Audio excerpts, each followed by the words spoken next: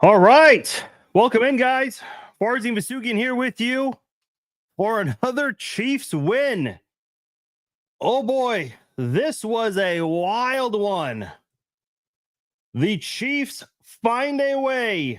They always find a way. 15 wins in a row. 9-0 on the season. 16-14 win over the Broncos. A very weird score, but we'll take it. And look, I'll say it right off the bat. It's better to be lucky than to lose.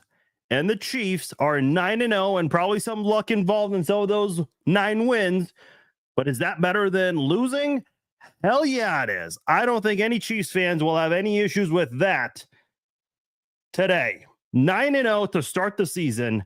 What a start for the Chiefs. This podcast is brought to you by SeatGeek. Go to SeatGeek.com. Get your sports tickets from their concerts, whatever it is you want to attend. New customers can use my promo code FARZINE and save $20 off their first purchase. So go to SeatGeek.com, pick your tickets, and at checkout, use my promo code FARZINE and save $20 off your first order from SeatGeek. Boy, there are a lot of things to get into here on this episode. The Chiefs, they're undefeated. They remain undefeated. And a couple of nice nuggets here for the Chiefs and their 9-0 start. The Chiefs now have a winning season. In all 12 seasons, Andy Reid has been a head coach of the Kansas City Chiefs franchise. All 12 seasons, Andy Reid's been with the Chiefs. The Chiefs have had a winning season. Not one single season below 500 under Andy Reid to finish a season. Another fun nugget today, the Chiefs 9-0 for the third time in franchise history. Obviously, 2024, 2013, Andy Reid's first year with the Chiefs, and 2003, coached by Dick Vermeil, and of course, that high-powered offense with Trent Green, Priest Holmes, Tony Gonzalez, that phenomenal offensive line. Those are the 3 times the Chiefs have started a season 9-0. So a lot of good right there. Obviously, the Chiefs did not want to drop 2 in a row to the Broncos. So what do? They block the field goal to win the game. This is actually the second year in a row the Chiefs have blocked. The second time these two teams have gone head to head, the Chiefs have blocked the field goal. I mean, at the end of the day, you can call it a coincidence, whatever you want, but that is how things went down. The Chiefs, that is how they go 9-0. A great day for Harrison Butker until that kickoff that did not land in the landing zone, which, I know a lot of people complain, why do they have to shade the field like that on the broadcast? Well, that is why right there. They want you to pay attention to the kickoff and make sure to make sure it at least goes through the landing zone. And that did not happen for Harrison Butker. So the Chiefs defense, as great of a second half as they've played, unable to get a stop. Bo Nix, give credit to him. Rookie came in here and did, maybe he didn't have the best game possible, but had a lot of small ball in this one and did everything possible to beat Kansas City. That third down conversion right there, I said, that's it. I went on Twitter. I said, props to this guy. He did it. He did what he needed to do to come into Arrowhead as a rookie quarterback and beat the Chiefs. He made some crucial errors in this one as well that we'll go over as the podcast goes on. A big stop right there by FAU to force him to go back. That led to a third down stop. But, Harrison Butker, great of a day for him. Just that kickoff right there came this close to costing the Chiefs their first loss of the season. And special teams, got to give them credit. Did they say who they're crediting the block to? I don't know. I don't know if they've announced that yet. Let me, because on the replay, you could hardly tell. I'm just going to search blocked on Twitter and see what comes up. Twitter, X, whatever you want to call it. Because I was looking before the podcast. Will Compton, definitely sour. Yeah, I don't think anyone knows who blocked that field goal. Barstool Sports says the Chiefs may never lose again. Well, I'd love to bet on that to happen, but I don't think that's going to be the case. Patrick Mahomes in this game Kind of an up and down game for the past 28 of 42, 266 yards, touchdown to Kelsey, a franchise record tying touchdown for Travis Kelsey, who pretty good day for Travis Kelsey. 8 catches, 64 yards. Kareem Hunt, quiet on the ground, 14 catches for 35 yards. But Kareem Hunt was the leader in receiving yards for the Chiefs, almost their leader in receiving yards for both sides in this game. 7 catches, 65 yards.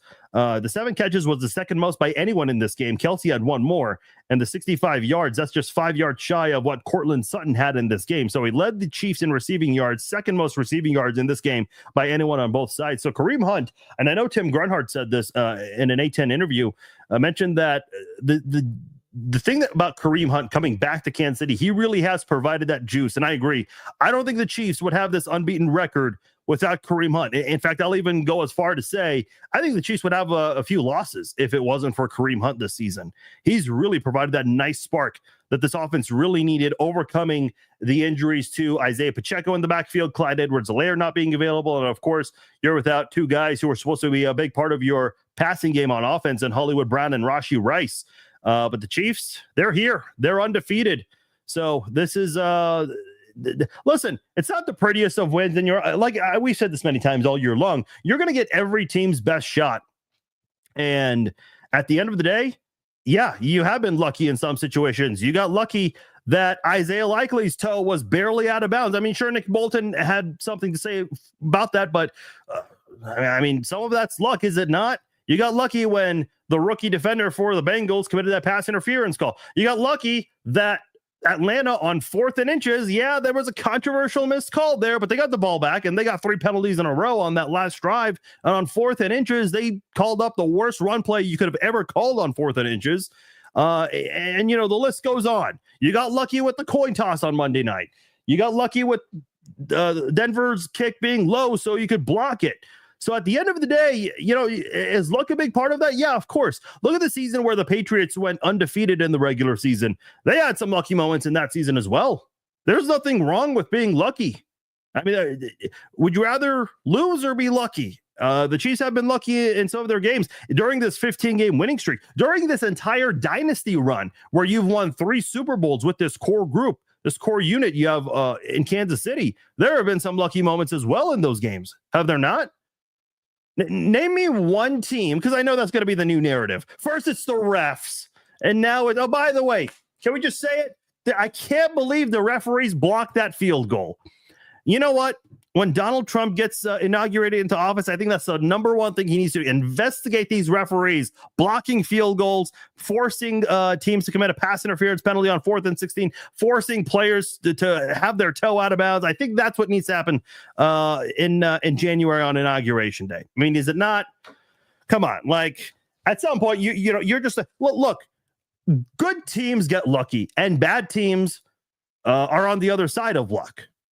I don't have an explanation for that, but that's just the way things have been. I still remember in 2008. You guys remember 2008 when the Chiefs were 2-14? Herm Edwards last year, he got fired. Carl Peterson forced to resign, but got fired. You get the idea. It was their last season with the Chiefs. The Chiefs were 2-14, but they had a lot of close games that year. They were just on the wrong side of luck in a lot of those games. They just didn't finish games that year. The onside kick slipping out of Dwayne Bowe's hands, coming so close on a 2-point conversion to beat the Chargers, who were one of the best teams that year. I mean, there were some moments that year where the Chiefs found themselves on the other side of luck. I remember when the Chiefs blew a lead against Tampa that season. In overtime, Tampa had like 3 opportunities to kick a field goal. One of them, their kicker missed, but they got to redo it because someone on the offensive line committed a false start penalty. It's just things like that occur that where luck occurs. There's no explanation for it, but that's just the way things go. By the way, I don't know why. It's just his Facebook user. I contacted StreamYard. So see, I can't see who's commenting. But the comment that is asking what happened to Butker's last kick, I don't know. I don't think Butker was looking to squib that.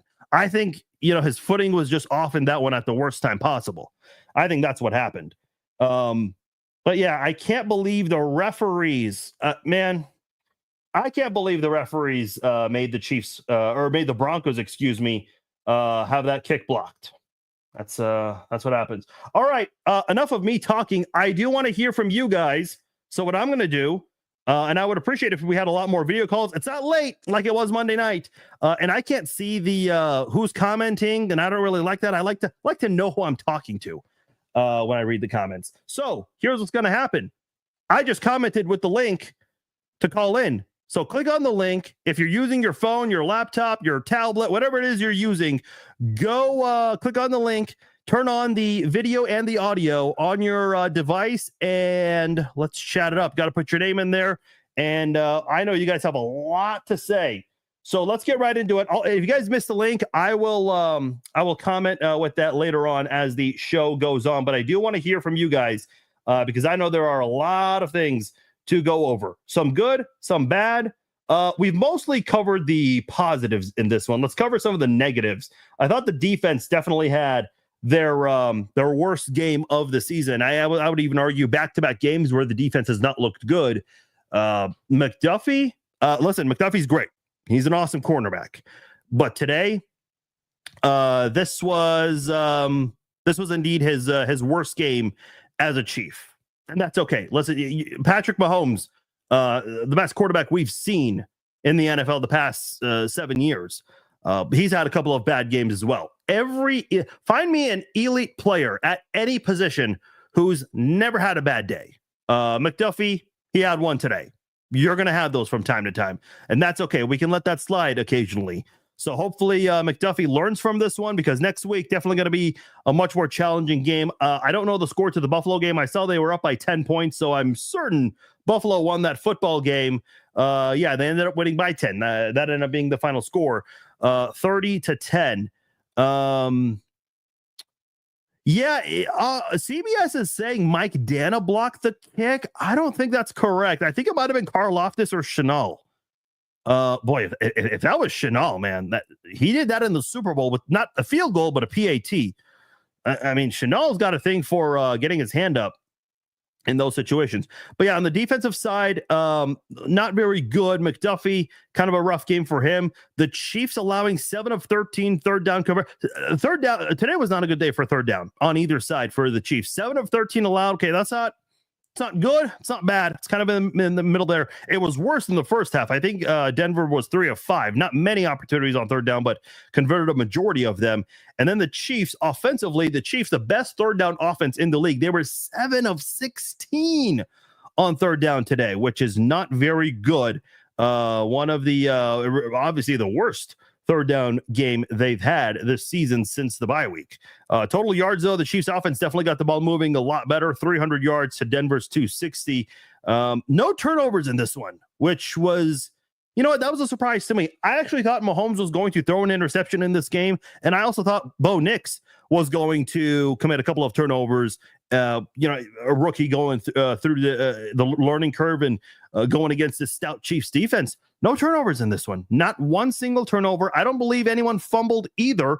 So, yeah, no fumbles in this one. So, really a good job by both teams taking care of the football. And what did I say? What did I say on my 3 keys this morning? I said this is going to be a defensive standout for both teams. That is exactly what happened.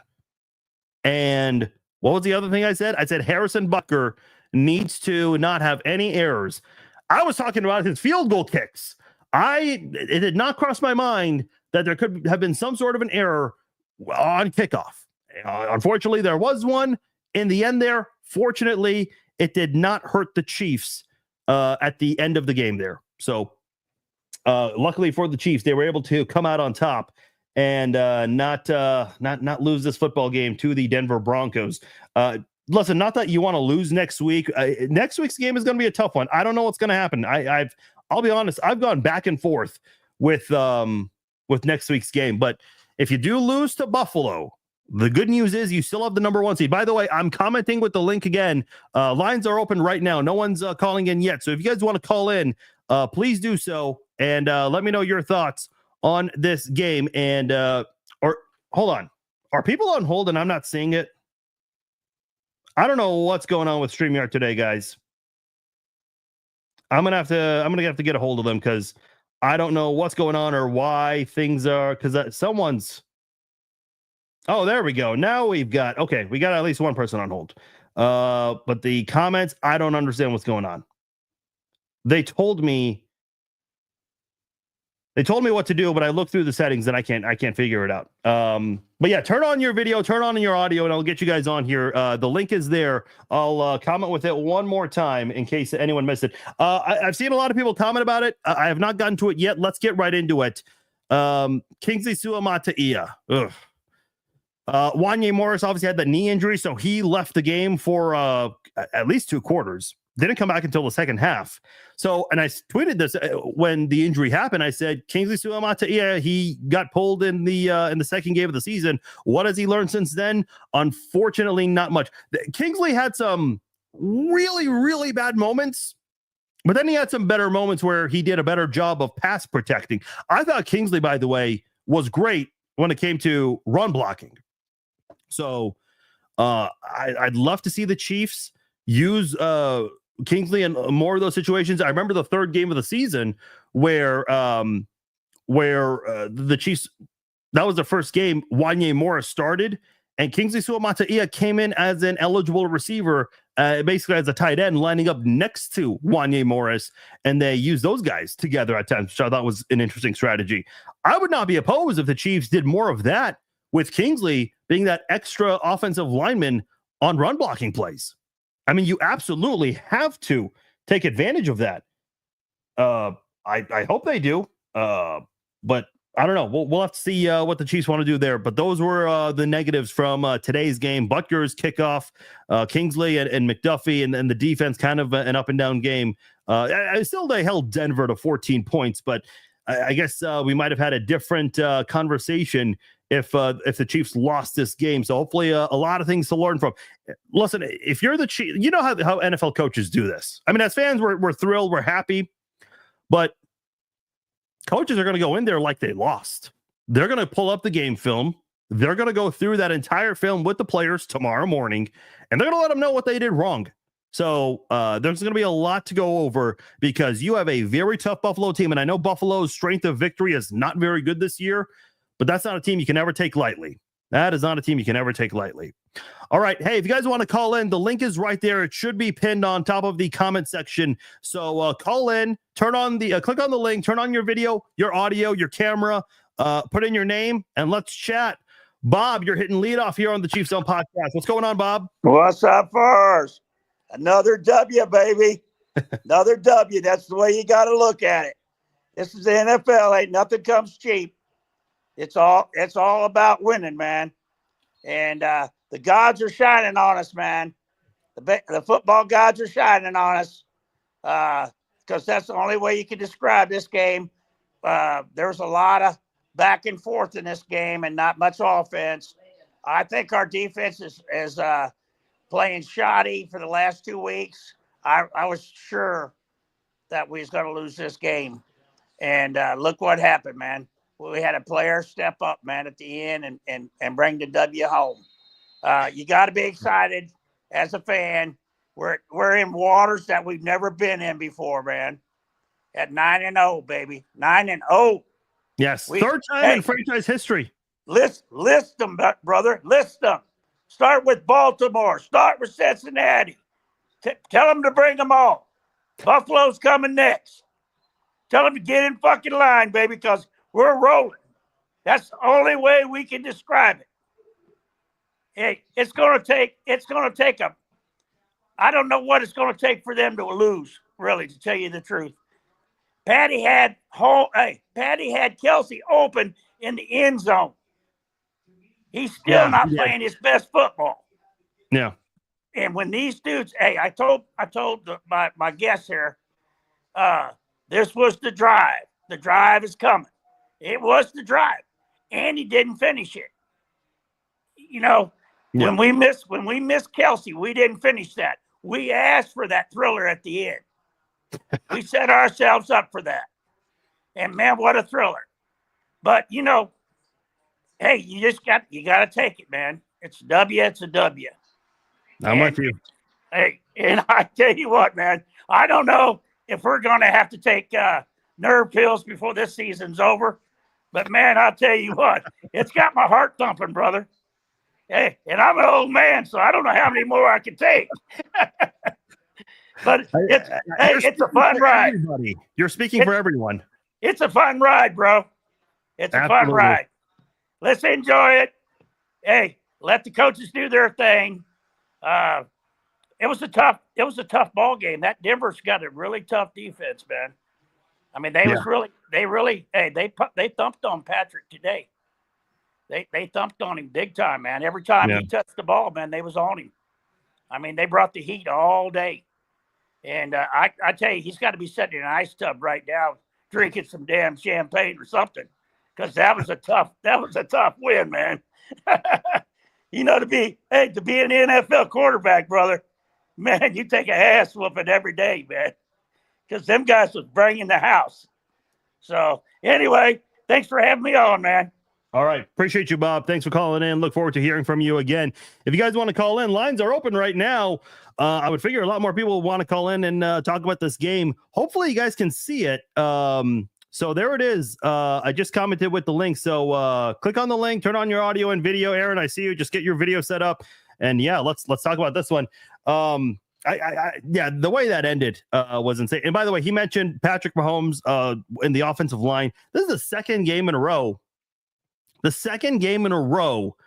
Patrick Mahomes has been sacked 4 times. That is never a good recipe for a win. The Chiefs have won, but you don't want that to be the case going into games moving forward. I mean, Buffalo, they're going to take advantage of that. And we're all familiar with Von Miller and that Bills defense. Very, very familiar, especially going back to his Denver days. So this is an offensive line that needs help. I was looking at this during the game because I'm like, you know what? You got to just go after a free agent at this point. So here are your available offensive tackles. And this is in no particular order. This is from Warren Sharp's football page. Donovan Smith is on top of the list. Yes, Donovan Smith. David Bakhtiari, former Packer, DJ Humphries, Charles Leno, Billy Turner, Dwayne Brown, Riley Reif, Matt Nelson, and Julian Davenport. I was actually looking for Eric Fisher, but he quietly retired about a year or two ago. So that's that situation there. That's what you have to deal with there. All right, let's go back to the lines. Aaron is waiting. Aaron, welcome into the Chiefs On Podcast. How are you? Hey, I'm doing good. Wow. Talk about a blind squirrel finding a nut every once in a while. That's exactly what happened in this game, in my opinion. Elaborate. Well, here we go. We're under 2 minutes. The Broncos have absolutely dominated pretty much every single bit of this game. All we have to do is pray, cross our fingers, rub rabbit's feet, throw salt over our shoulder that the Broncos don't make this field goal, and holy shnikes, we get a block. If that's not luck, I don't know what is. Unfortunately, the Steelers have just beat the Commanders, but yeah, we need every single solitary thing to fall our way, because this injury situation that we keep having this season is, I keep on thinking, man, our luck has to run out at some point. Don't get me wrong. I want us to go 17-0, but I mean, holy crap. Only so many shoes can keep on dropping before something, quote unquote, bad happens. Yeah, I mean, listen, I don't think the Chiefs are going 17-0, and like you, I think a lot of people would like that. I would not mind a couple losses, because I think you learn a lot more from your losses than you do your wins. And plus, the undefeated things happened before. I mean, the Patriots did it only in the regular season, couldn't do it in the postseason. And then in the as far as from start to finish, it happened, but it was a long time ago. It was with the Dolphins. Look, I got to push back a little bit to what you're saying, though, Aaron. I think, the whole thing with the Chiefs needing everything to go their way, put yourself in the shoes of the Steelers or the Bills. They're looking at that scoreboard, right? Because both those teams won. They're looking at the Chiefs and finding out how they won. And they're like, shit, we really got to be on our A game. I mean, I agree with you. The Chiefs do have very little room for error, but they have a little bit of room for error. Like if you lose next week to Buffalo, not good, but it's not the worst thing in the world either because you'll still have the number 1 seed. Meanwhile, if the Chiefs do beat Buffalo, that is a massive gap in the AFC in mid-November between those two teams. And then next thing you know, Pittsburgh's the only team that's really a threat to taking the 1 seed from you. And that those two teams are not meeting until Christmas. So Exactly. Something positive that you take from it is if you win next week and if you go ahead and you beat the Steelers, I mean, hey, you really have taken care of what you need to take care of this season in effort to have the number 1 seed. But we really honestly should have beat this Denver team, and we had an incredibly hard time with them, so much so that if we were really honest with ourselves, they could have kicked a last-second field goal and we would have had a loss today. Yeah. That's fortunately that's not what happened today though. Thank the Lord. All right, Aaron, do you have any other thoughts you wanted to share? No, man, I'm so glad that we won today. I'm glad we're 9-0. Holy shnikes, if we go 17-0, it would be fantastic. I'm cheering for each and every single solitary win. It's a victory Monday, and guess what? It's free Big Macs for everybody tomorrow. Don't forget that, folks. Love everybody in the metro area. Love every Chiefs fan in the U.S. and all around the world. Love you, man. Love what you're doing. Keep it up. All right, appreciate you, Aaron. Yeah, it is a Big Mac sack day tomorrow. Chiefs got a couple of sacks on Bo Nix. One of them came from Felix Anudike-Uzomah. And I know he hasn't had actually, no, they didn't credit him for the sack. I take that back. But Nick Bolton had a big sack on 3rd down to end the 3rd quarter. And then Najee Johnson had a nice sack on a defensive back blitz. Him and McDuffie blitz on that same play. But the one tackle for a loss, what they're crediting him for FAU, Bo Nix on a keeper goes to his left and he sees that the hole is not there for him. And so he starts spinning around and going the other direction, ends up losing yards. I think it ended up being like 3rd and 9, 3rd and 10, 3rd and 11, something like that. And then, incomplete on the next play, forcing the punt there. That to me was the big difference maker in this game. That was the big difference maker right there. I mean, sure, like the blocked field goal in the end. Yeah, that's another difference maker. A lot of you guys might say that's number 1, but if Bo Nix if he just goes down and just loses maybe a yard or two, instead he ended up losing much more because Denver had no issues converting on 2nd and short and 3rd and short. Kansas City had a really difficult time in this game stopping the Broncos. For the most part in the second half, I mean, the Chiefs defense played much better, but gosh, it just seemed like on 3rd down, Denver had the golden connection there. Look at first downs. Denver had 16, the Chiefs had 19, but out of those 16 first downs Denver had, 12 of them were on passing downs. Only 4 on rushing. The Chiefs had only 4 first downs on rushes also. 13 of them were through the air, 2 through penalties. I'm sure that's going to be discussed by a lot of people out there. And by the way, speaking of penalties, Chiefs very disciplined in this one. 3 penalties, just 10 yards. Denver wasn't terrible either. 6 penalties for 35 yards. I mean, I feel like 20 years ago, 6 penalties would have been considered really bad. I don't know. I just feel like in today's NFL, that I don't want to call it the standard, but that's not considered bad as it used to be at one point. If you guys want to call in, the link is there in the comments section. So feel free to click that and let me know your thoughts on today's game. Someone was on hold, but they dropped off. So lines are open if you guys want to weigh in and share your thoughts on today's win over the Broncos. Look, you're going to get every team's best shot. There's no question about it. Every team will come into Arrowhead, or if you're hosting them, you're going to have a fired up crowd in the stands. And everyone, listen, I still remember back when Brady was in Foxborough with the Patriots, when the schedule came out.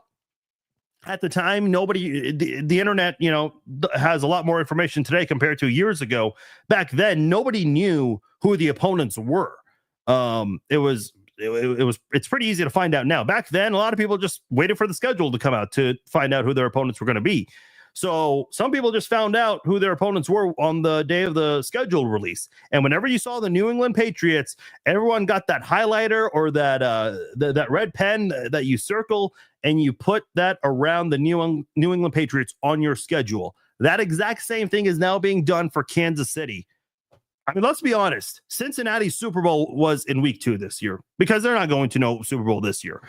If they beat the Chiefs and lost all of their other games, that fan base would be just fine beating Kansas City this year because that's their standard. Let's just be honest here. Let me know if I'm lying, by the way. The Falcons, the Broncos, I mean, even though the Broncos are playing much better this year, some of the other teams on the schedule, the Panthers very soon, their Super Bowl is against Kansas City. You beat Kansas City, well, you didn't have a good season, but you can at least say you beat Kansas City. So every team is always going to give the Chiefs their best shot. And I know Clark Hunt said it, Andy Reid said it before. It's been brought up many times. So, okay, they're crediting Leo Chenal for the block. Good. That's who I thought it was. On the broadcast, they thought it was Dana, but it was a little hard to tell. But man, it was hard to tell, but Leo Chenal, that dude just goes out there blocking field goals. I like it. I like it a lot. Just going through the stat line, I'm just trying to see if there's anything else that, here's another thing to go over. We haven't really discussed it. I know Bob brought it up in his call.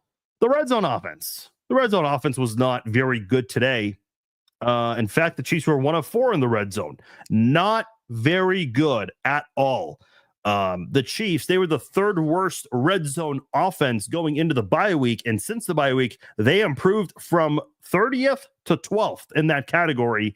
And that is going to drop a bit, considering they were 1 of 4 in this game. And that one touchdown came on a 4th down play from Mahomes to Travis Kelce. And of course, Kelce, he now ties the franchise record for most touchdown catches in Chiefs history with 76, tying, of course, the Hall of Famer, first ballot Hall of Famer, Tony Gonzalez. So we'll have to wait one more day for Travis Kelce to at least one more game to get that franchise record all alone by himself. So we'll see what happens there.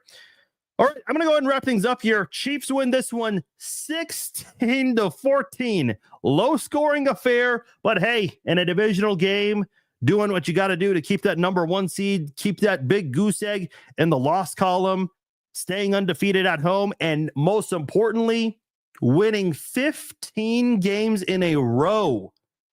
Chiefs are undefeated, 9-0. Enjoy it. I'll talk to you all tomorrow. Peace out.